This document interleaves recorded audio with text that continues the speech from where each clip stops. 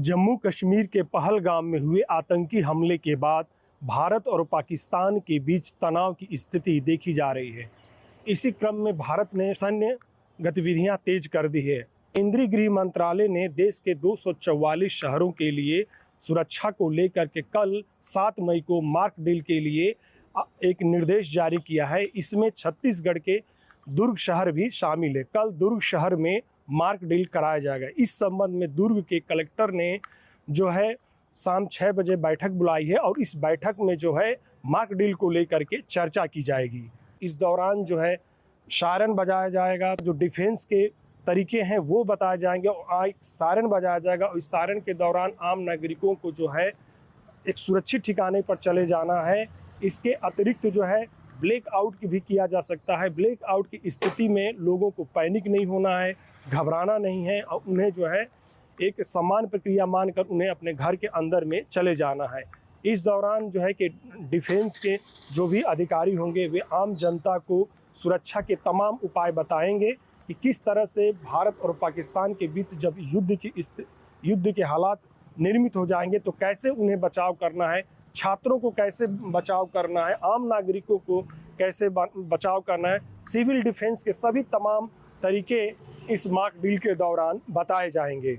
Bhilai steel plant दुर्ग शहर में ही मौजूद है। ऐसे में इस शहर की सुरक्षा को लेकर के भिलाई स्टील प्लांट की सुरक्षा को लेकर ये अहम हो जाता है कि आम नागरिकों को भी और इस मार्क डील के जरिए उन्हें सुरक्षा के तमाम उपाय बताए जाएं ताकि युद्ध के स्थिति में आम नागरिक इन सुरक्षा उपायों को अपना करके वे बच सकें। आज से 54 साल पहले बांग्लादेश मुक्ति आंदोलन के समय भी मार्क डील की गई थी। उस दौरान भी भारत पाकिस्तान के युद्ध के समय आम जनता को मार्क डील करके जो है बचाव सिविल डिफेंस के सभी तरीके बताए गए थे। और आज 54 साल बाद फिर जो है भारत और पाकिस्तान के बीच जो युद्ध के हालात हैं, जिस तरह से दोनों देशों की सेना तनातनी के बीच बॉर्डर पर तैनात है, ऐसे समय में कभी भी युद्ध छिड़ सकता है।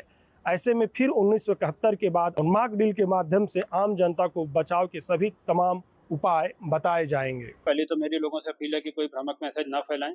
प्रशासन के द्वारा जो वीडियोस बना करके सर्कुलेट किए जा रहे हैं केवल उनको फॉलो करें और यदि कोई इसमें कोई भ्रम फैलाने की या अनावश्यक पैनिक फैलाने की कोशिश करता है तो उस पर फिर नियमानुसार वैधानिक कार्रवाई होगी। देखिए, सायरन जब बजेगा तो उस समय सभी लोग जो अपने घरों में हैं उनको भी कुछ प्रैक्टिस करनी है। जो बाहर कहीं ट्रैफिक में सड़क पर निकले हुए हैं उनको भी अपने वाहन साइड में पार्क करके और जो कार्रवाई करनी है वो ट्रेनिंग वीडियो में अभी थोड़ी देर में सर्कुलेट होगा तो उसमें आप लोग देख पाएंगे। ब्लैकआउट की बात आती है सर, ब्लैकआउट के लिए क्या किस तरीके से?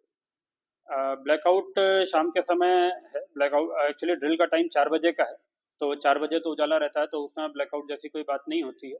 बट ब्लैकआउट के लिए यदि और निर्देश प्राप्त होगा तो फिर शाम के समय उसके लिए अलग से किया। देखिए, इस प्रकार की परिस्थिति कभी भी आ सकती है। ये तो मॉक ड्रिल है लेकिन वास्तविक परिस्थिति भी कभी आ सकती है। तो ये ट्रेनिंग पर्पस के लिए वीडियोस इसीलिए बनाए गए हैं कि सायरन का जब भी अलर्ट होगा तो आम जनता को ये समझ लेना है कि अब कोई खतरा इस प्रकार का आने की संभावना है या आ सकता है। तो उस परिस्थिति में क्या करना है उसके लिए ये तैयारी के लिए सारी प्रैक्टिस सायरन का जो डिसेबल है वो कहाँ तक रहेगा, कितने सायरन लगाए जाएंगे, इसके बारे में कुछ आप लोगों ने तैयारी? सायरन जो अवेलेबल है उनको सिटी में अलग अलग लोकेशन से प्लेस किया जा रहा है ताकि शहर का पूरा इलाका उसमें कवर हो। सर, भिलाई में मॉक ड्रिल किस जगह होगा? सभी जगह होगा। फोर्सेज में हमारे पास एनडीआरएफ की टीम है यहाँ पर, इसके अलावा सीआईएसएफ की टीम है, हमारे एसडीआरएफ की टीम है, होमगार्ड के जवान हैं और पुलिस के जवान हैं। तो इन सभी का आपसी समन्वय किया गया है। कॉमन कंट्रोल रूम तैयार किया जाएगा जहाँ से सूचनाओं का आदान प्रदान होगा। मेडिकल फैसिलिटीज़ के बारे में आपने पूछा तो हॉस्पिटल्स और हमारे डिस्ट्रिक्ट हॉस्पिटल, सिविल हॉस्पिटल और मेडिकल कॉलेज हॉस्पिटल यहाँ पर मिलाकर के लगभग 1000 बेड्स हैं जिसमें करीब 800 बेड्स में ऑक्सीजन सप्लाई भी है। तो इन सभी को प्रिपेयर्डनेस मतलब अलर्ट मोड में रखा गया है और रेस्क्यू ऑपरेशन के जो ड्रिल होंगे उसमें उन सभी का भी उनके भी परीक्षण किया जाएगा। केंद्र सरकार ने एक मार्क डील जारी की है सभी देश के 244 शहरों के लिए, आप क्या कहते हैं? अपना तो यही है, कोई तनाव चल रहा है तो जैसे अपने गवर्नमेंट की जो गाइडलाइन रहेगी उसको सपोर्ट करेंगे। और क्या है, जो मतलब सरकार की तरफ से निर्देश रहेंगे उसके हिसाब से चलना है अपने को। और अपन तो मोदी जी के साथ है बस, और क्या। इस समय जो दोनों देशों में तनाव के बीच में जो पहलगाम आतंकी हमला में रायपुर के भी दिनेश निरानिया दिवंगत हो गए थे इस हमले में, आतंकी हमले में। क्या लगता है, युद्ध की स्थिति जरूरी है? नहीं तो फाइनल युद्ध होना ही चाहिए और मुंह तोड़ के जवाब देना चाहिए। बार बार क्या है, अगर इतना बड़ा देश है उसके बीच में एकदम अंदर आके अगर मार के जा रहे तो इनको तो जवाब देना ही चाहिए, वो भी अच्छे से देना चाहिए, ताकि हमेशा के लिए ये फिल्म ही खत्म हो जाएगा। टेरर अटैक अच्छी बात नहीं है, कल वहाँ हुआ, आज किधर भी कहीं पर भी हो सकता है, तो अच्छे से जवाब देना चाहिए। पाकिस्तान का कहना है कि जो भी आतंकी थे वो उनके नहीं नहीं, वो सब उन्हीं के हैं, उन्हें आतंकवादी वहीं पे बनता है, सब कुछ वहीं होता है, वो तो सब पीछे रह के काम करते हैं। भाई होना चाहिए बाकी, और जितना जल्दी हो जितना हो बढ़िया है, अपन सरकार के साथ है, देश के साथ। भारत और पाकिस्तान के बीच आतंकी पहलगाम आतंकी हमले के बाद जो तनातनी स्थिति है उसे लेकर के केंद्र सरकार ने गाइडलाइन जारी किया है, कुछ दिशा निर्देश जारी किए हैं। मॉक ड्रिल कल होना है जिसमें भिलाई स्टील प्लांट भी शामिल है ग्रुप का, क्या कहते हैं? मॉक ड्रिल तो अच्छी बात है, होना चाहिए, बाकी कुछ ना कुछ एक्शन सरकार की तरफ से भी होना जरूरी है, अदरवाइज तो वो आतंकवादियों को और ज़्यादा इससे मोटिवेशन मिलेगा कि हमने सरकार कुछ कर नहीं रही है, तो कुछ ना कुछ एक्शन होना जरूरी है। और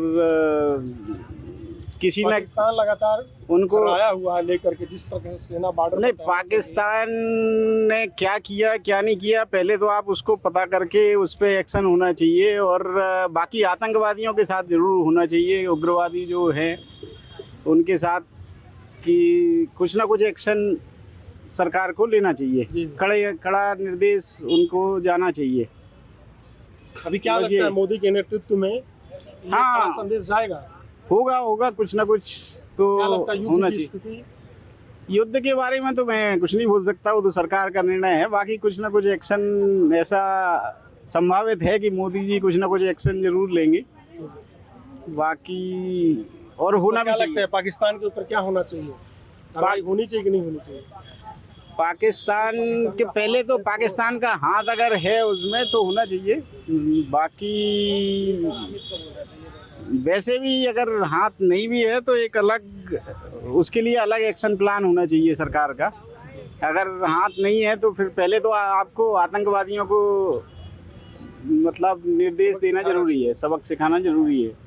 तो अभी जो आतंकी हमला हुआ है हाँ उसको लेकर क्या कहते हैं, क्या इसमें पाकिस्तान पर कार्रवाई होनी चाहिए? नहीं, पाकिस्तान पे कार्रवाई होना चाहिए। जो लोग किए वहाँ भी तो ट्रेन जला दिए, हर चीजों से लेके आतंकवाद का कोई धर्म कोई जात नहीं होता है, ठीक है ना। इसमें तो पूछे बताया गया हिंदू धर्म पूछ करके मारा गया। नहीं तो हिंदू धर्म पूछ के मारा गया है, उस चीजों को तो मजहब नहीं होता, लेकिन पहली बार देखा गया कि धर्म पूछ कर मारा गया।